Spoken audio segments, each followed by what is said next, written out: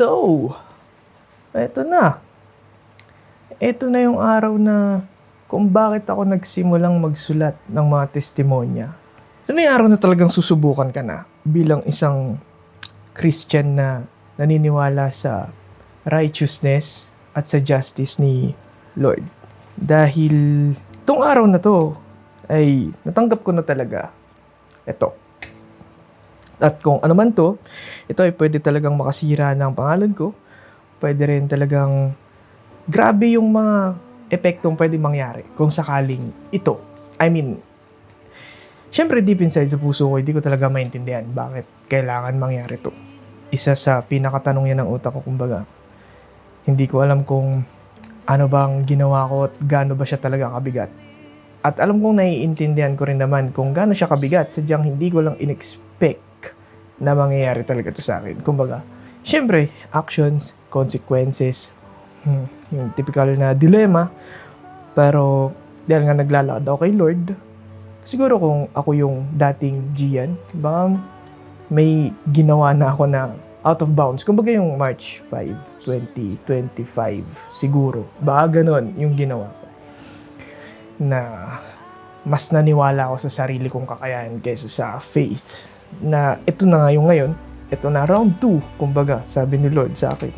Chance mo na ito patunayan na may faith ka ba talaga o wala. Kaya syempre, doon na rin talaga ako tumakbo sa Kanya. Kumbaga sabi ko, sige Lord, kung anong mangyari, ito na, sa'yo na talaga ako kakapit. Wala na akong ibang kakapitan kung hindi ikaw, kung anong will mo, yun yung masusunod. Andito lang ako para maglakad at sumunod sa kung ano yung mga papagawa mo sa akin. Yun lang, full surrender na rin, kumbaga. Proper time, proper place. Yang dalawang salita na yan ang umiikot din sa isip ko nung mga panahon na to. Nag-e-echo, kumbaga. Sabi sa Bible, kay Isaiah 60:22, ito yung isa sa pinakasikat din na verse pagdating sa perfect timing ni Lord. The least one shall become a clan, and the smallest one a mighty nation. I am the Lord, in its time I will hasten it. Context-wise, ito ay promise ni Lord sa kung ano man yung nangyayari nung Old Testament patungkol to, kasi ito sa restoration na ito ako, andito ako, manalig kay sa akin, promise, ibabalik sa inyo kung ano yung mga nawala. Kasi grabe yung spiritual opposition ng mga panahon na to sa mga nananalig kay Lord. Kumbaga, hindi tinanggal ni Lord kung ano yung hardship nila. Nangako lang siya na balang araw, i-restore ko ulit kayo. Kasi gano'n naman talaga ang buhay. At yun yung pinahawakan ko nung mga panahon na to. Andito si Lord, faithful siya.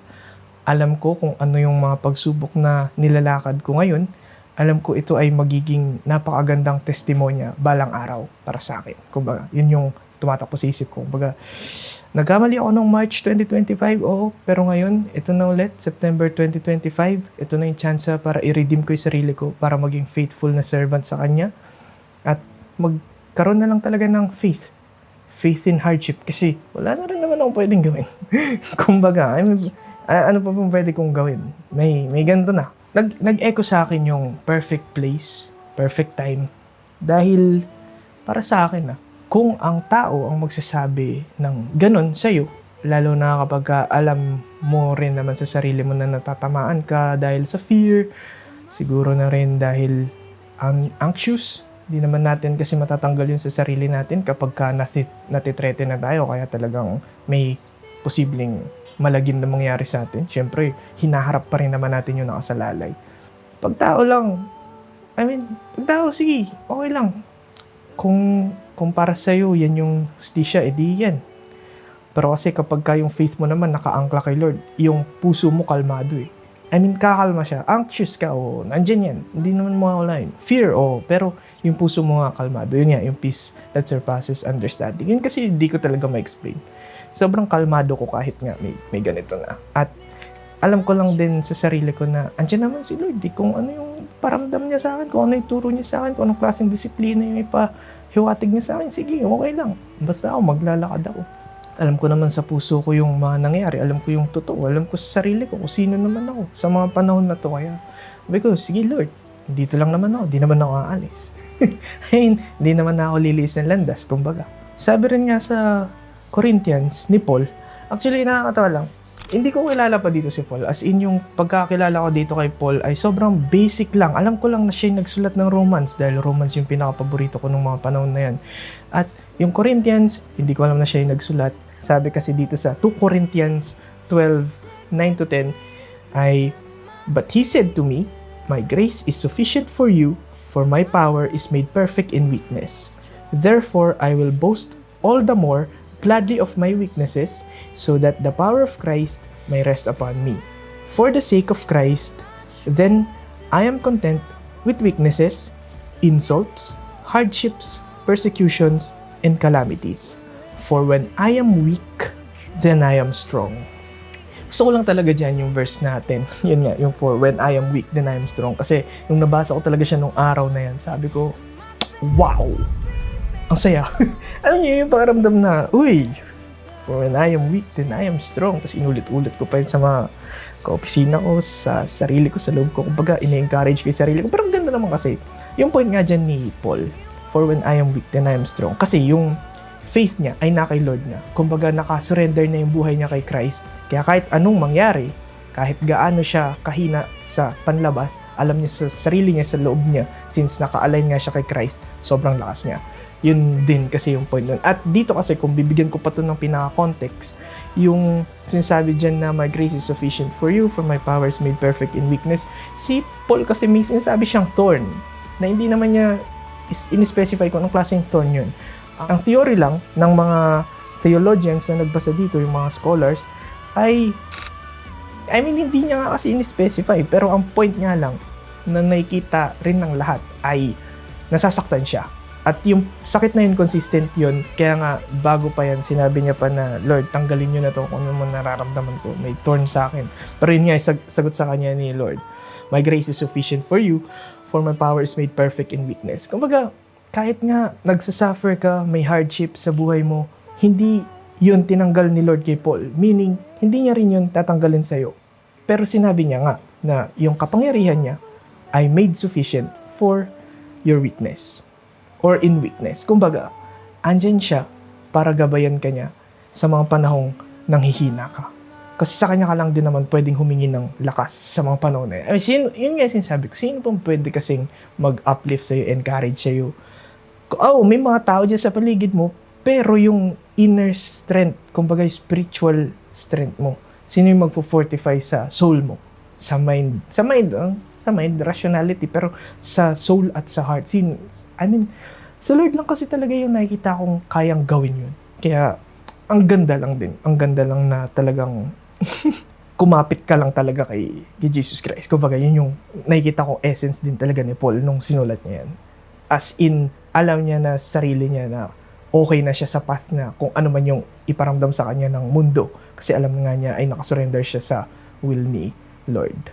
Kaya kumbaga rin, nakikita ko na rin yung sarili ko na yung faith ko ay talagang lumalakas na. As in, hindi ko alam kung dapat ba talaga ako matakot pa. Kasi kilala ko naman si Lord. Kumbaga, alam ko naman yung pagmamahal niya sa akin, sa atin na rin. At alam ko yung paraan niya ng pagdidisiplina, yung hardships, at yung mga spiritual oppositions, may idea na ako. Kaya yung fear, yung anxiety, di ko alam kung nalalabanan ko ba o talagang natatanggal ko na lang din. Nandun na ako sa punto na yun. Kasi ang gaan na rin talaga sa pakiramdam. As in. Kumbaga, may dalawa tong outcome. Oo. Isang major distraction o biggest redirection. Isa sa dalawa yung pwedeng maging outcome nito. Na kahit ano sa dalawa yung mangyari para sa akin ay isang napakagandang testimonyo yon na ikikwento sa inyo sa lahat. Sa kahit sinong makarinig. Kasi yun na rin talaga yung na-experience ko eh. Kung sabihin nga natin na talagang masira o wala na, masira talaga yung buhay ko. O kaya naman, mapagtagumpayan ko kung ano man tong pinagdadaanan ko ngayon. Para sa akin, panalo ko eh. Kasi andito ako sa faith ko kay Lord. Mas lalong tumibay, mas lalong lumakas. At yun yung napakagandang testimony talaga eh. Kapag kayong mga pagsubok ay hinon ka, ginro ka, at mas lalo kang naging dependent kay Lord, para sa akin talaga, panalo ka kahit anong mangyari. Tsaka, ang ganda rin kasi ng nabasa ko ulit. Ito, sabi ko nga, hindi ko kilala si Paul, pero sa mga hindi ko maintindihan rason, si David nga dapat yung magiging inspiration ko ng mga panahon na to eh. Nagsimula yan sa Psalms, pero ewan ko bakit nababasa ko yung mga sulat ni Paul. Sabi niya dito sa 2 Thessalonians 3:3, "But the Lord is faithful, He will establish you and guard you against the evil one." Diba? Sobrang eksakto. Although yung point niya nga dyan ay para sa mga Christians na pinipersecute at nawawalan nga ng trust sa Lord, kumbaga faith nila ay nagka-crumble, pero ang intindi ko naman nga dyan, yung puso nga natin at yung soul, fortified na nga rin kapag ka talagang binigay na natin yung buhay natin kay Jesus. O nag-surrender na tayo sa will ni Lord. Kumbaga, yun na rin kasi talaga yung ultimate na napakagandang pwede mong gawin sa mga pagsubok o sa kalagitnaan ng hardships. Sabi nga dyan, diba? He will establish you and guard you against the evil one. Kumbaga, talagang poprotektahan talaga ni Lord yung puso mo. Sa akin kumbaga kahit anong ipalakad niya sa akin na path, kahit gaano ka-treacherous o kaya kahit gaano kalalim yung tubig na ipasulong niya sa akin, hindi na ako natatakot kasi alam kong andyan si Lord at yung grace niya ay made perfect in weakness.